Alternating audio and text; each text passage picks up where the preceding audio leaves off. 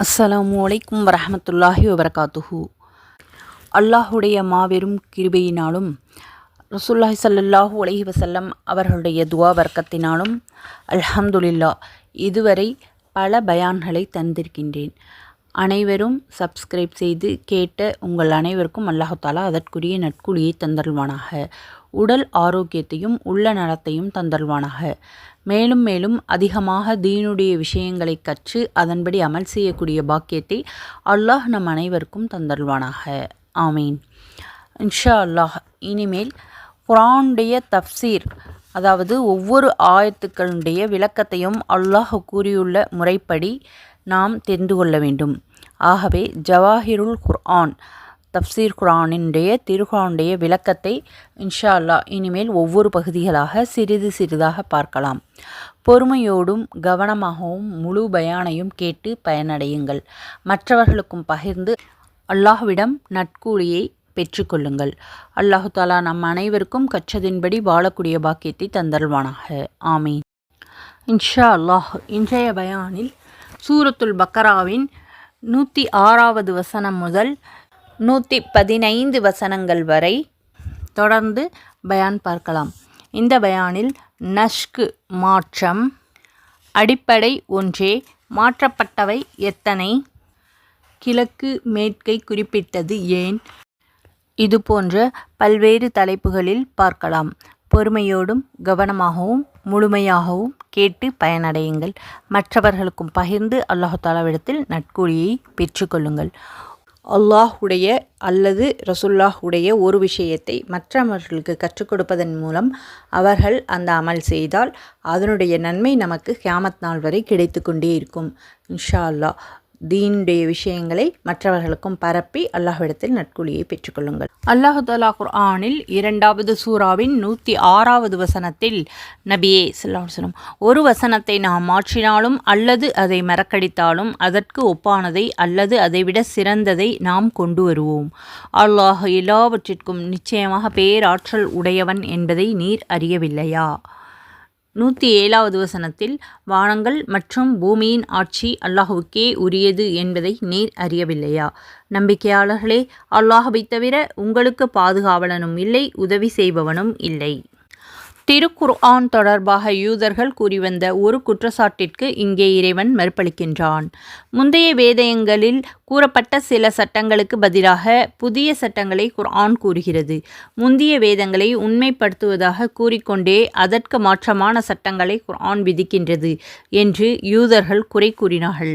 இதற்கு பதிலளிக்கும் வகையில் முன்பு தான் அளித்திருந்த ஒரு வசனத்தை மாற்றினாலோ அல்லது மறக்க வைத்துவிட்டாலோ அதைவிட சிறந்ததொரு வசனத்தையோ அதை போன்ற வேறொரு வசனத்தையோ தான் அருள்வதாக அல்லாஹ் இங்கே அறிவிக்கின்றான். அதாவது பழைய சட்டத்தை மாற்றியதால் மனித குலத்திற்கு நஷ்டம் இல்லை, மாறாக நன்மைகளே உண்டு.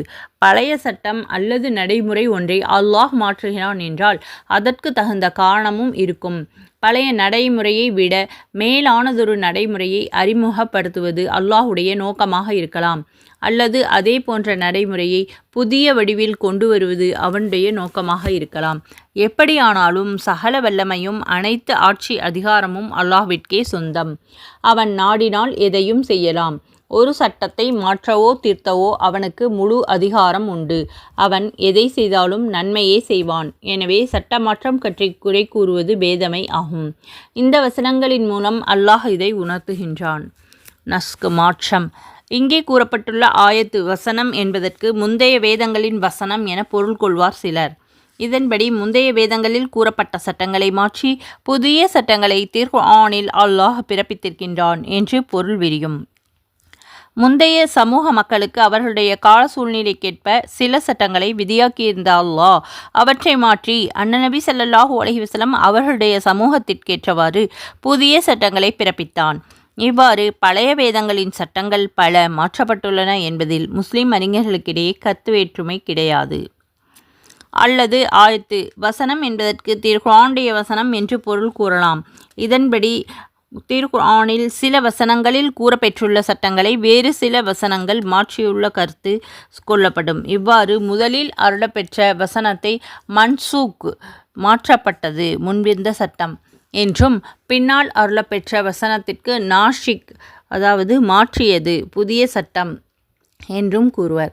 இவ்வாறு திருக்குர்ஆனுடைய வசனங்களில் ஒன்று மற்றொன்றை மாற்றியிருக்கின்றதா என்பதை குறித்து முஸ்லிம்கள் அறிஞர்களுக்கிடையே கருத்து வேறுபாடு இருக்கிறது.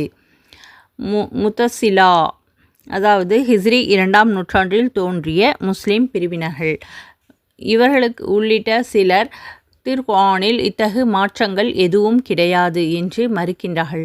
பெரும்பாலான அறிஞர்கள் கருத்து இதற்கு வேறுபடுகிறது. திருக்குர்ஆனுடைய வசனங்களில் சில சட்டங்கள் சிலவற்றுடைய சட்டங்கள் மாற்றுகின்றன என்பது இவர்களுடைய கருத்து. அடிப்படை ஒன்றே.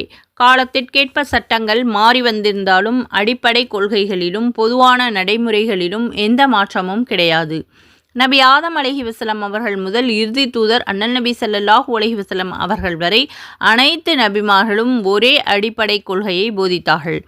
ஏகத்துவ இறை கொள்கை, இறை தூதர்கள் விசுவாசித்தல், மறுமை நம்பிக்கை போன்ற ஒரே அடிப்படை கோட்பாடுகளையே அனைத்து இறை வேதங்களும் போதித்தன. இதைப்போல உண்மை, நீதி, நேர்மை, தர்மம் முதலிய பொதுவான நன்மைகளை செய்யுமாறு தூண்டுவதிலும், கொலை, கொள்ளை, விபச்சாரம், பொய், அநியாயம் முதலிய பொதுவான தீமைகளை தடுப்பதிலும் அனைத்து வேதங்களும் ஒரே நிலையை மேற்கொண்டன. முற்கால நிகழ்ச்சிகள், நரகம், சொர்க்கம் போன்ற மறைவான தகவல்கள் ஆகியவற்றை எடுத்து கூறுவதிலும் வேதங்களுக்கிடையே ஒற்றுமை காணப்படுகிறது. நடைமுறை சட்டங்கள் தொடர்பாக மட்டுமே வேதங்களுக்கு இடையே வித்தியாசம் காணப்படுகிறது. ஒவ்வொரு கால மக்களுக்கும் அப்போதைய சூழ்நிலைக்கேற்ப நடைமுறை சட்டங்களை அல்லாஹ் பிறப்பித்து வந்தான். இதே அடிப்படையில் திருக்குர்ஆன் அருளப்பெற்ற ஆரம்ப காலத்தில் தற்காலிக சில சட்டங்களை அப்போதைய தேவைக்கேற்ப அல்லாஹ் பிறப்பித்திருந்தான். பின்னர் அவற்றை மாற்றி அவற்றிற்கு பதிலாக சிறந்த எல்லா காலத்திற்கும் பொருத்தமான வேறு சட்டங்களை அல்லாஹ் வழங்கினான். முதலில் பெற்றிருந்த சட்டங்கள் தற்காலிகமானவை என்பது மக்களுக்கு புரிந்திராவிட்டாலும் அல்லாஹ்விற்கு தெரிந்தே இருந்தது. மனிதர்களான நம்மை கவனித்து அவை மாற்றப்பட்டவை என்றே கூறுகின்றோம். இதற்கு எடுத்துக்காட்டாக திருக்குர்ஆன் கூறும் போர்க்கால சட்டம் ஒன்றை குறிப்பிடலாம். முஸ்லிம்களுடைய எண்ணிக்கை மிகவும் சொற்பமாக இருந்த ஆரம்ப சூழ்நிலையில் எதிரிகளில் 200 பேரை இருப்பது முஸ்லிம்கள் எதிர்த்து போரிட வேண்டும் என அல்லாஹ் ஆணையிட்டிருந்தான். இதை பற்றி 8வது சூரா 65வது வசனத்தில், நபியே, நம்பிக்கையாளர்களை போருக்கு தயாராகும்படி தூண்டுவீராக. உங்களில் பொறுமையும் சகிப்புத்தன்மையும் உடைய 20 பேர்கள் இருந்தால் 200 பேர்களை வெற்றி கொள்வார்கள். உங்களில் அத்தகைய 100 பேர் இருந்தால் நிராகரிப்பவர்களில் 1000 பேரை வெற்றி கொள்வார்கள். நீங்கள் மிக குறைவாக இருந்தாலும் அவர்களை துணிவோடு எதிர்க்கலாம் என்று கூறியது உங்களுக்கு அல்லாஹ் புரியக்கூடிய உதவியை நிச்சயமாக அவர்கள் அறியாத மக்களாக இருப்பதுதான் இதற்கு காரணம் ஆகும். 8வது சூராவின் 66வது வசனத்தில், எனினும் நிச்சயமாக உங்களில் பலவீனம் இருக்கிறது என்பதை அல்லாஹ் நன்கறிந்து கொண்டு தற்சமயம் அதை உங்களுக்கு இலகுவாக்கிவிட்டான். ஆகவே உங்களில் பொறுமையும் சகிப்புத்தன்மையும் உடைய 100 பேர்களில் மற்ற 200 பேர்களை வென்றுவிடுவார்கள். அத்தகைய 1000 பேர் உங்களில் இருந்தால் அல்லாஹுடைய உதவியை கொண்டு 2000 பேர்களை வென்றுவிடுவார்கள். அல்லாஹ் பொறுமையாளர்களோடு இருக்கின்றான். இவ்விதம் மாற்றப்பட்ட சட்டங்கள் எத்தனை? சில வசனங்களின் சட்டங்கள் முழுமையாக மாற்றப்பட்டுள்ளன. இன்னும் சில வசனங்களில் கூறப்பெற்றுள்ள பொதுவான சட்டங்களுக்கு பின்னர் நிபந்தனைகள் இணைக்கப்பட்டன. இப்படி சுமார் 500 வசனங்களின் சட்டங்கள் மாற்றப்பட்டிருப்பதாக முன்னோர்கள் கூறியிருக்கின்றார்கள். ஆனால் இரு வசனங்களுடைய கருத்துகளுக்கு இடையே வேறுபாட்டை தவிர்க்க முடியாத பொழுதுதான் ஒன்றின் சட்டத்தை மற்றொன்று மாற்றுகிறது என்று கூற முடியும். வேறுபாடு தவிர்க்கப்படுவதற்கு வாய்ப்பிருந்தால் அதை மாற்றம் என்று குறிப்பிடல் ஆகாது என பின்னர் வந்த அறிஞர்கள் கருதுகிறார்கள். இவ்வாறு வேறுபாட்டை தவிர்க்க முடியாத மாற்றப்பட்ட வசனங்களின் எண்ணிக்கை 20 மட்டுமே என்று இமாம் சுயூத்தி ரஹ்மத்துல்லாஹி அலைஹி எகிப்தை சேர்ந்த விரிவுரையாளர் இவர் கூறுகிறார். 20ஐயும் 5ஆக குறைக்க முடியும் என்று சாஹ் வலிஹுல்லா தஹ்லவி இந்தியரான இவர் தான் பாரசீக மொழியில் முதலாக திருக்குர்ஆனை மொழிபெயர்த்தவர். இவர் கூறுகிறார், இந்த 5 வசனங்களில் ஒன்றை மேற்சொன்ன போர் தொடர்பான வசனமும் ஆகும். ஆக வானங்கள் மற்றும் பூமியும் சர்வ அதிகாரமும் படைத்த அல்லாஹ் சட்டங்களை மாற்ற தகுதியுள்ளவன் என்பதில் சந்தேகமில்லை. இதில் தலையிடுவதற்கு எவருக்கும் உரிமை கிடையாது. மனிதர்களின் உற்ற நண்பனாகவும் உதவியாளனாகவும் இருக்கின்ற அல்லாஹ் எந்த மாற்றத்தை செய்தாலும் மனிதர்களுடைய நன்மைக்காகவே செய்வான். அவனை விட்டால் மனிதர்களுக்கு உதவியாளன் வேறு எவரும் இல்லை என்று 107வது வசனத்தில் உணர்த்துகின்றது. இவ்வித மாற்றங்களை புரிந்து கொள்ளாத சிலர் இதனை முரண்பாடு என்று கருதுகிறார்கள். அது அவர்களுடைய அறியாமை ஆகும். அல்லாஹ் தாலா 2வது சூராவின் 108வது வசனத்தில், நம்பிக்கையாளர்களே, இதற்கு முன்னர் மூசாவிடம் அவருடைய மக்கள் வீணான கேள்விகளை கேட்டதைப் போல நீங்களும் உங்களுடைய அனுப்பப்பட்ட தூதரிடம் கேட்க விரும்புகிறீர்களா? எவர் இத்தகைய கேள்விகளை கேட்டு தன் நம்பிக்கையை நிராகரிப்பை கொண்டு மாற்றிக்கொள்கின்றார்களோ அவர் நேரான வழியை விட்டு மெய்யாகவே தவறிவிட்டார் என்று கூறுகிறான். முகமது நபி ஸல்லல்லாஹு அலைஹி வஸல்லம் அவர்களிடம் யூதர்கள் சில ஆட்சேபங்களை எழுப்பிக் கொண்டே இருந்தார்கள். அவற்றிற்கு தனித்தனியாக குர்ஆனில் ஆங்காங்கே அல்லாஹ் பதிலளித்திருப்பதோடு மொத்தமானதொரு பதிலை இந்த வசனத்தில் கூறியிருக்கின்றான். இவ்வாறு யூதர்கள் எழுப்பிய ஆட்சேபங்களில் நபி மூசா அலைஹி வஸல்லம் அவர்களுக்கு தௌராத் வேதம் மொத்தமாக அருளப்பட்டதைப் போல குர்ஆன் மொத்தமாக அருளப்படாமல் சிறிது சிறிதாக அருளப்படுவது ஏன் என்பது ஒன்றாகும். 25வது சூராவின் 32வது வசனத்தில், நபியே, எவர்கள் உம்மை நிராகரிக்கின்றார்களோ அவர்கள் இந்த வேதம் முழுவதும் ஒரே தடவையில் அவர்கள் மீது இறக்கப்பட வேண்டாமா என்று கூறுகிறார்கள். இதை இவ்வாறு நாம் கொஞ்சம் கொஞ்சமாக இறங்கி வரிசை முறைப்படி ஒழுங்குபடுத்துவதெல்லாம் உமது உள்ளத்தை திடப்படுத்துவதற்காகவே ஆகும் என்று அல்லாஹ் சொல்லி காட்டுகின்றான். இவ்வாறுதான் உங்களது முன்னோர்கள் நபி மூசா அலைஹி வஸல்லம் அவர்களிடம் வீணான கேள்விகளை எழுப்பிக் கொண்டிருந்தார்கள். இதைப்போல நீங்களும் இந்த நபியிடம் கண்டதையும் கேட்க விரும்புகிறீர்களா? எதனை எப்போது எப்படி செய்ய வேண்டும் என்பதை அல்லாஹ் நன்கறிவான். நபிக்கு தொல்லை கொடுக்க வேண்டும் என்ற எண்ணத்தில் இதை போன்ற வீண் ஆட்சேபங்களை எழுப்பிக் கொண்டிருப்பது குஃப்ர், நிராகரிப்பு ஆகும். இப்படி இறை நம்பிக்கையை கைவிட்டு நிராகரிப்பை மேற்கொண்டால் நேரான வழியிலிருந்து பிறழ வேண்டிய நிலை ஏற்பட்டுவிடும் என்று அல்லாஹ் கூறுகின்றான். இந்த திருவசனம் இறை நம்பிக்கையாளர்களை முஸ்லிம்கள் நோக்கி பேசுவதாக சிலர் தெரிவிக்கின்றார்கள். இப்னு கதீர் நூல். அண்ணல் நபி ஸல்லல்லாஹு அலைஹி வஸல்லம் அவருடைய காலத்தில் வாழ்ந்த யூதர்கள் தேவையற்ற பல கேள்விகளை எழுப்பி இவற்றை பற்றி முகமதிடம் கேளுங்கள் என்று முஸ்லிம்களை தூண்டிவிட்டு கொண்டே இருந்தார்கள். எனவே இதை குறித்து முஸ்லிம்களை எச்சரிக்கும் வகையில் நபி மூசாவிடம் இஸ்ராவேலர்கள் விதண்டாவதம் புரிந்ததைப் போல நீங்களும் உங்கள் நபியிடம் தேவையற்ற கேள்விகளை கேட்டுவிடாதீர்கள் என முஸ்லிம்களை நோக்கி அல்லாஹ் கூறுகிறான். மேலும் 2வது சூராவின் 109வது வசனத்தில், வேதத்தை உடையவர்களில் பெரும்பாலானவர்கள் நம்பிக்கையாளர்களாகிய உங்களை நிராகரிப்பவர்களாக மாற்றிவிட வேண்டுமே என்று விரும்புகிறார்கள். அவர்களுக்கு உண்மை இன்னதென தெளிவாக தெரிந்த பின்பும் இவ்வாறு அவர்கள் விரும்புவதின் காரணமெல்லாம் அவர்கள் உங்கள் மீதுள்ள பொறாமைதான்.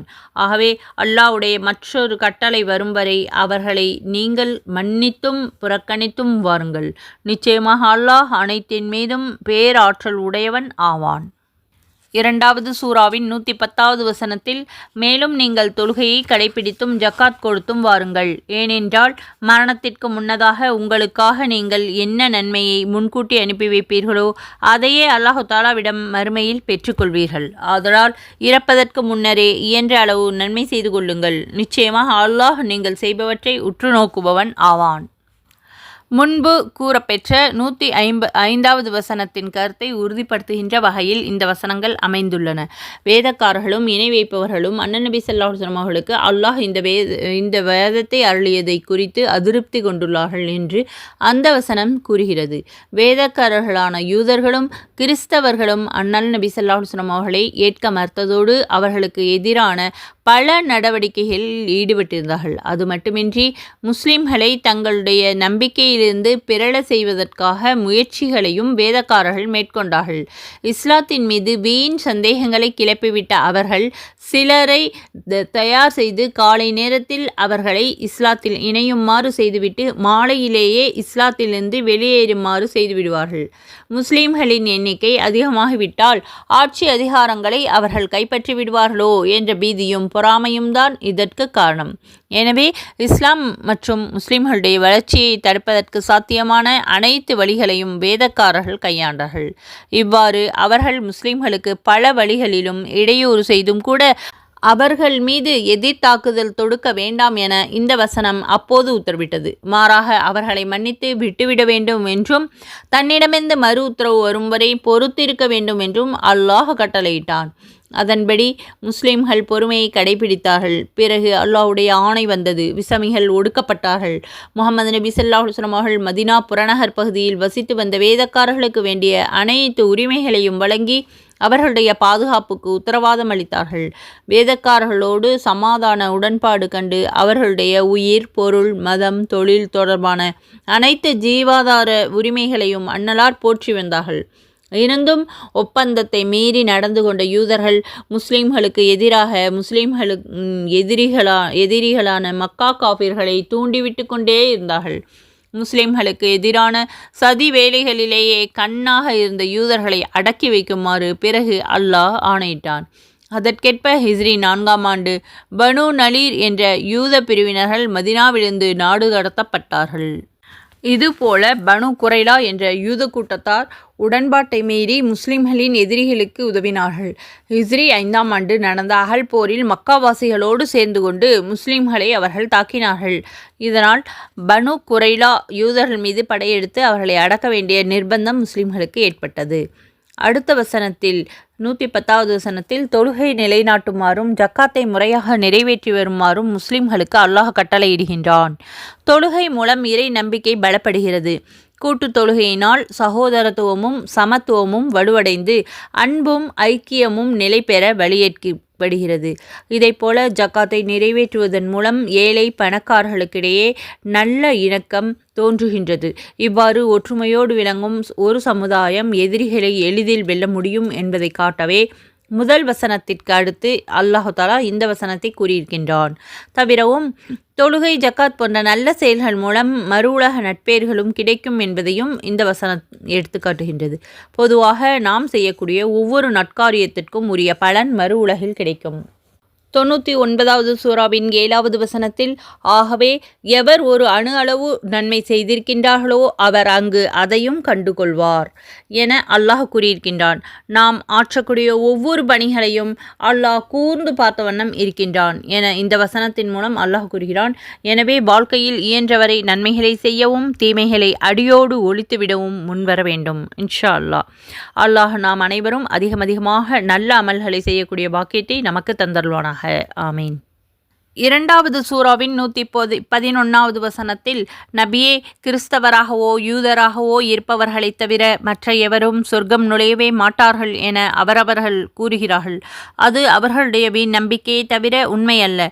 ஆதலால் அவர்களை நோக்கி, நபியே, நீர் கூறுவீராக, நீங்கள் உண்மை சொல்பவர்களாக இருந்தால் உங்கள் கூற்றுக்கு ஆதாரத்தை கொண்டு வாருங்கள். இன்னும் 2வது சூராவின் 112வது வசனத்தில், உண்மை அவ்வாறல்ல. எவர் அல்லாஹ்விற்காக நன்மை செய்து தன்னை முற்றிலும் அல்லாஹ்விற்கு அர்ப்பணம் செய்து விடுகின்றார்களோ அவருக்கே அவர் செய்யக்கூடிய நன்மையின் கூலி அவருடைய அல்லாஹ்விடத்தில் உண்டு.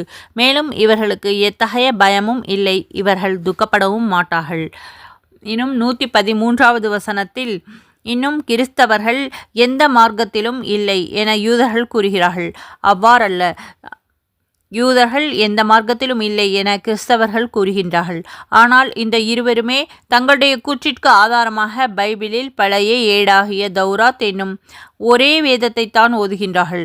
இவர்கள் கூறிக்கொள்வது போலவே வேதத்தை அறியாத இணை வைத்து வணங்குபவர்கள் யூதர்களும் கிறிஸ்தவர்களும் எந்த மார்க்கத்தையும் சேர்ந்தவர்கள் அல்ல என கூறுகிறார்கள்.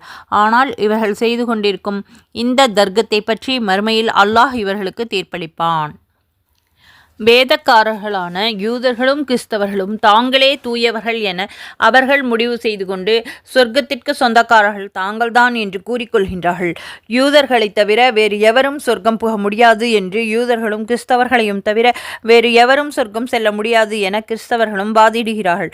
இதன் மூலம் இவர்கள் தங்களை மட்டுமே நல்லவர்கள் என்றும் மற்றவர்கள் அனைவரும் சொர்க்கத்திற்கு அருகதையற்ற தீயவர்கள் என்றும் முடிவு செய்கின்றார்கள் என்பது தெளிவு. இதையே வேறொரு முறையிலும் கூறலாம்.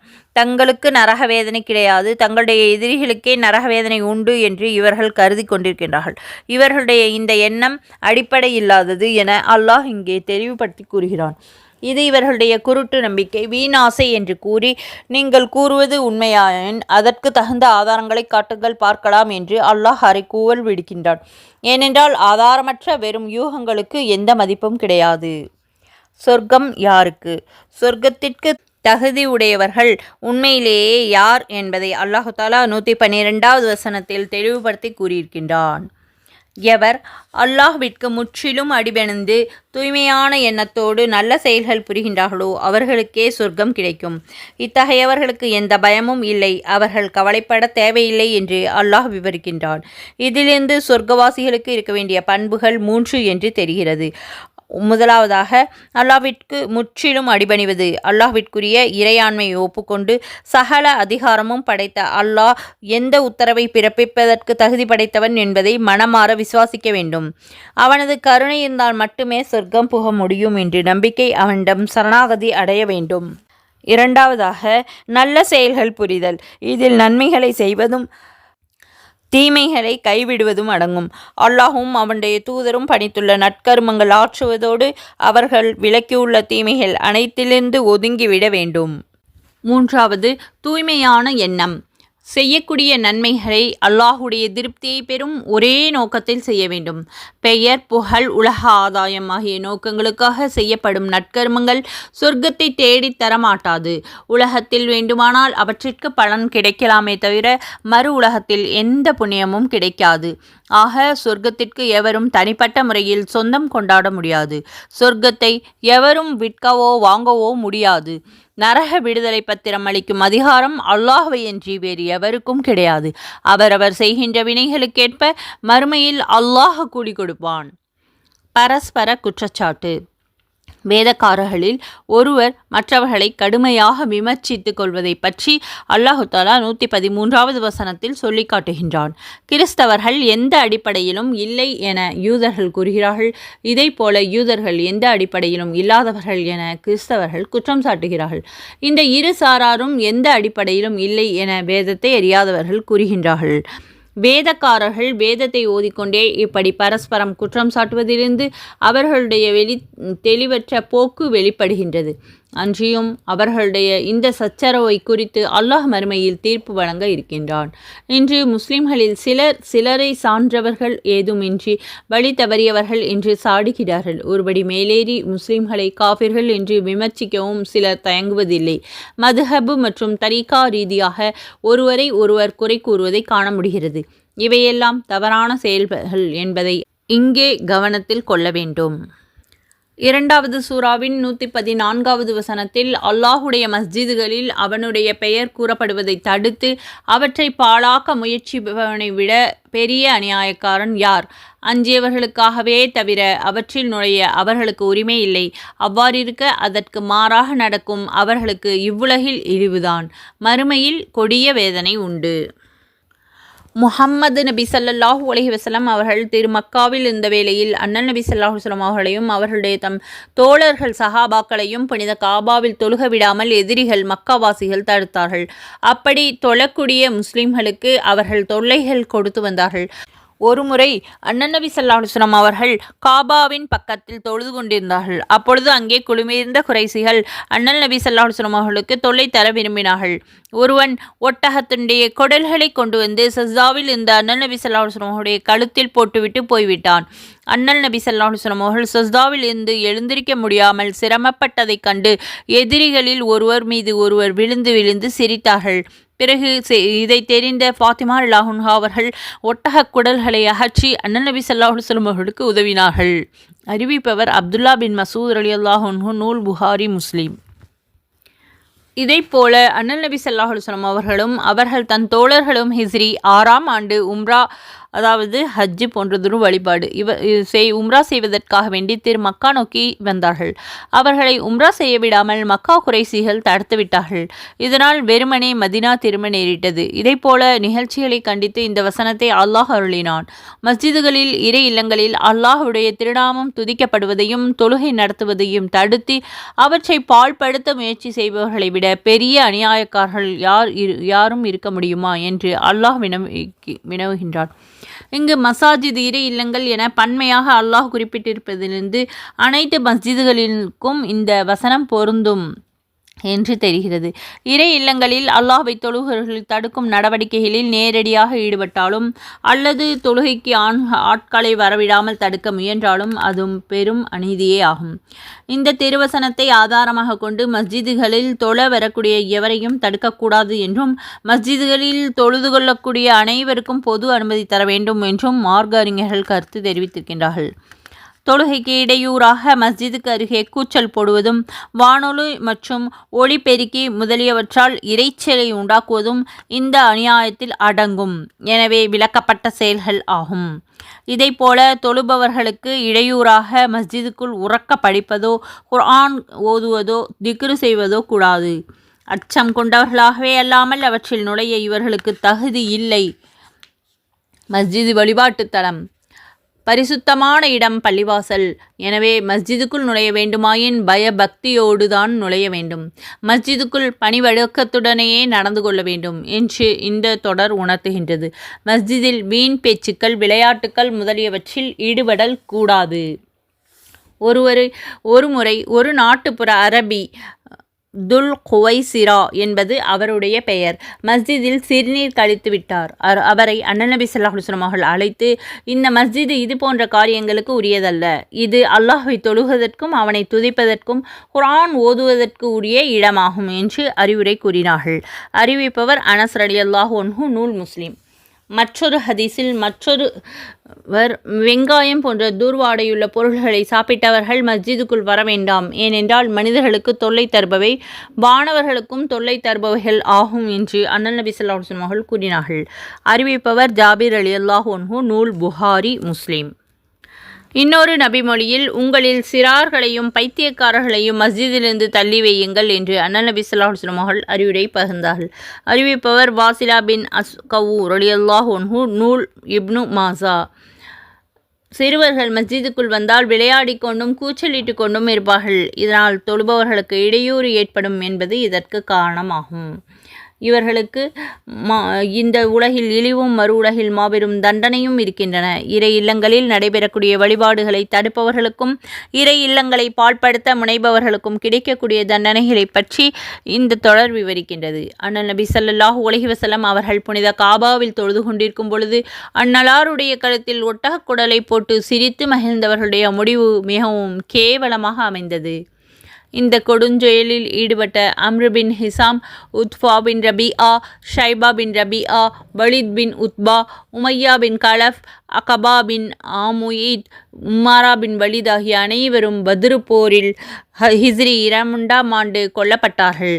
இன்னும் ஹலீஃப் பத்ரு கிடங்கில் அவர்களுடைய சடலங்கள் போய்விட்டன. அறிவிப்பவர் இப்னு மசூத் ரலியல்லாஹு அன்ஹு, நூல் புகாரி, முஸ்லிம். 2வது சூராவின் 115வது வசனத்தில், கிழக்கு திசையும் மேற்கு திசையும் அல்லாஹ்விற்கே உரியன. ஆதலால் நீங்கள் எந்த திசையை நோக்கினாலும் அங்கு அல்லாஹுடைய முகம் இருக்கிறது. நிச்சயமாக அல்லாஹ் விசாலமானவன், மிக அறிந்தவன். இந்த வசனத்தில் பலருடைய சந்தேகங்களுக்கு விடையாக அமைந்துள்ளது. அவற்றில் ஒன்று கிப்லா, தொழுகையில் முன்னோக்கக்கூடிய திசை மாற்றம் பற்றியதாகும்.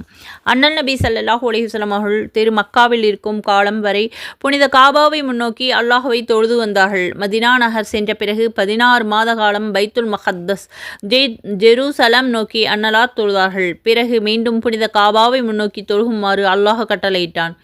இதனை மதினா யூதர்கள் கடுமையாக குறை கூறினார்கள். ஜெருசலத்திலிருந்து காபாவுக்கு திரும்பியது பெரும் குற்றம் என்று அவர்கள் விமர்சித்தார்கள். இதற்கு பதிலளிக்கும் வகையில் இந்த வசனம் அமைந்துள்ளது. நபித்தோழர் ஆமிர் ரலியல்லாஹு அன்ஹு அவர்கள் அறிவிக்கின்றார்கள், நாங்கள் அண்ணல் நபி ஸல்லல்லாஹு அலைஹி வஸல்லம் அவர்களோடு ஒரு பயணத்தில் இருந்தோம். ஒரு நாள் இரவு கடுமையான இருட்டில் தொழுதோம். கிப்லாவுடைய திசை தெரியாததால் அவரவர் போக்கில் தொழுது முடித்தோம். காலையில் இதை பற்றி அண்ணல் நபி ஸல்லல்லாஹு அலைஹி வஸல்லம் அவர்களிடம் தெரிவித்த பொழுது, நீங்கள் தொழுகையில் எங்கு திரும்பினாலும் அல்லாஹுடைய திசையே அங்கே இருக்கிறது என்று இந்த வசனம் அருளப்பெற்றது. நூல் திர்மிதி. கிழக்கு மேற்கு முதலான அனைத்து திசைகளும் அல்லாஹ்விற்கே உரியன. நீங்கள் எந்த திசையை முன்னோக்கி தொழுதாலும் அதுவும் அல்லாஹ்வுடைய திசையே ஆகும் என்று அல்லாஹ் தெரிவிக்கின்றான். தொழுகையில் திசை ஒரு இலக்கல்ல, திசையை வழிபடுவதும் நோக்கமல்ல, அல்லாஹ்வை தொழுவதே நோக்கம். அவரவர் விருப்பத்திற்கு விட்டுவிட்டால் ஒவ்வொருவரும் ஒவ்வொரு திசையை நோக்கி தொழுக ஆரம்பித்து விடுவார்கள். இதையடுத்து கிப்லாவை காரணமாக்கி பிளவும் மோதலும் உருவாக ஏற்படும்.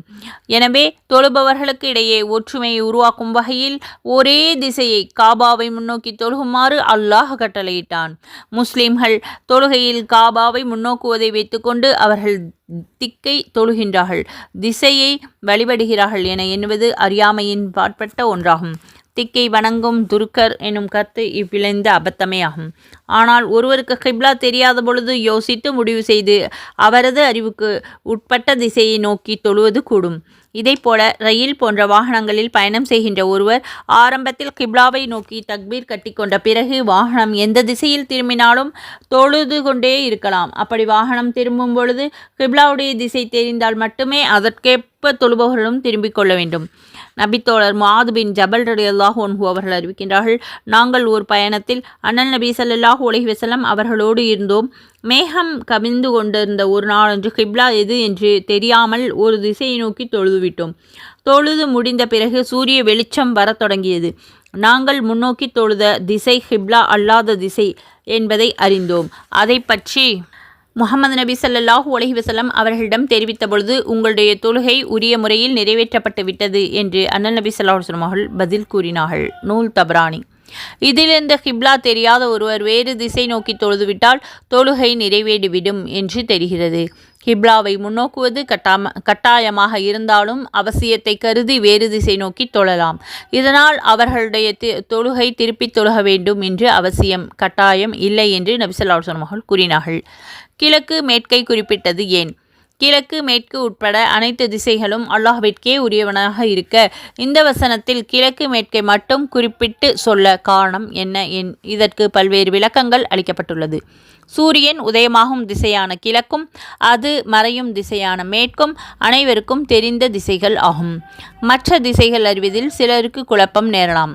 எனவே கிழக்கு மற்றும் மேற்கை கூறி அனைத்து திசைகளும் நோக்கமாக கொள்ளப்பட்டன. அல்லது கிழக்கையும் மேற்கையும் சிலர் வழிபாட்டு திசைகளாக்கி அத்திசைகளன்றி வழிபாடே இல்லை என்று கருதினார்கள். அல்லது சூரியன் உதயமாகும் போதும் மறையும் பொழுதும் சூரியனை சிலர் வழிபடுவார்கள். எனவே இந்த இரு திசைகளையும் சொல்லிக்காட்டி இவை அல்லாஹ்விற்கு உரியது, இந்த திசைகளில் இவற்றில் உதயமாகி மறையும் சூரியனையும் வழிபடக்கூடாது, அவற்றை படைத்த அல்லாஹ்வையே வழிபட வேண்டும் என்று உணர்த்துவதற்காக கிழக்கையும் மேற்கையும் அல்லாஹ் இங்கே குறிப்பிட்டிருக்கலாம். அல்ஹம்துலில்லா. இதுவரை சூரத்துல் பக்ராவின் 115 வசனங்கள் வரை நாம் தப்சீர் தேர்ந்திருக்கின்றோம். பொறுமையாக இவ்வளோ நேரம் கேட்ட உங்கள் அனைவருக்கும் அல்லாஹு தாலா அதற்குரிய நட்கூலியை தந்தருள்வானாக. ஆமீன். மேலும் தொடர்ந்து பயான் கேட்டு பயனடையுங்கள். அல்லாஹு தாலா நம் அனைவருக்கும் உடல் ஆரோக்கியத்தையும் உள்ள நலத்தையும் தந்தருள்வானாக. ஆமீன். கேட்டதின்படி அமல் செய்யக்கூடிய பாக்கியத்தை அல்லாஹு தாலா நம் அனைவருக்கும் தந்தருள்வானாக. ஆமீன். முஹம்மது நபி ஸல்லல்லாஹு அலைஹி வஸல்லம் அவருடைய ஒவ்வொரு ஹதீஸ்களையும் கேட்டு அதன்படி அமல் செய்யக்கூடிய பாக்கியத்தை அல்லாஹு தாலா நமக்கு தந்தருள்வானாக. ஆமீன். அல்லாஹு தாலா நம் அனைவருக்கும் சொர்க்கத்தை வாஜிபாக்கி நரகத்தை ஹராமாக்குவானாக, ஹஜ்ஜை நசீபாக்குவானாக. ஆமீன். அல்ஹம்துலில்லா. இதுவரை பொறுமையாக பயான் கேட்டு மற்றும் துஆக்களுக்கு ஆமீன் சொன்ன உங்கள் அனைவருக்கும் அல்லாஹு தாலா அதற்குரிய நட்கூலியை தந்தருள்வானாக. ஆமீன். ஜஸாக்கல்லாஹு கைரன் கசீரா. அஸ்ஸலாமு அலைக்கும் வரஹ்மத்துல்லாஹி வபரகாத்துஹு.